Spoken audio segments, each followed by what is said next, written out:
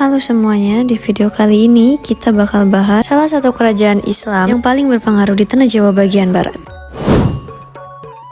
Kesultanan Cirebon berdiri sekitar tahun 1479 Masehi. Pendiri utamanya adalah Pangeran Cakrabuana yang merupakan keponakan dari Prabu Siliwangi Raja Pajajaran. Awalnya Cakrabuana mendirikan sebuah kadipaten kecil di Cirebon yang masih berada di bawah kekuasaan Kerajaan Sunda Pajajaran. Namun, setelah memeluk Islam dan mulai berdakwah, wilayah ini berkembang pesat dan akhirnya berdiri sebagai Kesultanan Islam pertama di Jawa Barat. Setelah itu, kepemimpinan dilanjutkan oleh Sunan Gunung Jati atau dikenal juga dengan nama Syarif Hidayatullah yang menjadi tokoh sentral dalam penyebaran Islam di wilayah barat Pulau Jawa. Di masa Sunan Gunung Jati, Kesultanan Cirebon mencapai masa keemasan.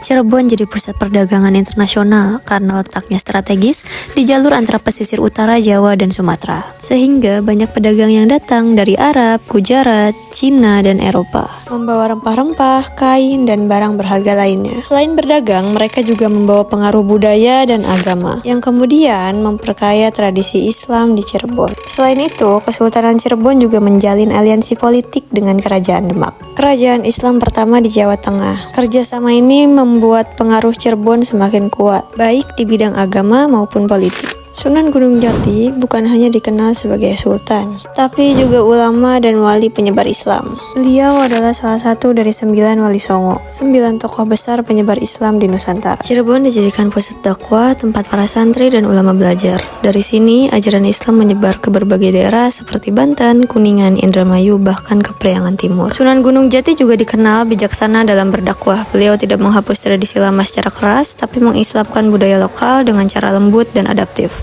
Misalnya lewat seni ukir, batik, dan upacara adat yang diisi nilai-nilai Islam. Setelah wafatnya Sunan Gunung Jati, Kesultanan Cirebon mulai mengalami perpecahan internal. Belanda juga ikut campur dalam politik kerajaan, sehingga kekuasaan Cirebon makin terpecah. Akhirnya muncul 4 keraton yang berdiri sendiri, yaitu Keraton Kasepuhan, Kanoman, Kacirebonan, dan Kaprabonan. Meskipun terpisah semuanya, namun masih satu akar, yaitu warisan dari Sunan Gunung Jati. Sampai hari ini, masing-masing keraton itu masih menyimpan benda pusaka dan tradisi Islam Cirebon yang kuat. Warisan Kesultanan Cirebon masih bisa kita lihat sampai sekarang, mulai dari arsitektur masjid dan keraton, batik Megamendung, tari topeng Cirebon, sampai bahasa dan kesenian bernuansa Islam. Nilai utama yang diwariskan Sunan Gunung Jati adalah perpaduan antara budaya Islam dan budaya lokal. Sebuah harmoni yang damai, moderat, dan terbuka pada perbedaan. Jadi, Kesultanan Cirebon bukan cuma kerajaan Islam biasa, tapi juga sebagai simbol bagaimana agama, budaya, politik bisa bersatu membangun peradaban. Kalau kamu pernah ke Cirebon, sempetin deh mampir ke keraton-keraton atau situs-situs yang bersejarah di sana. Di sana kamu bisa ngerasain langsung jejak sejarah besar yang masih hidup sampai sekarang.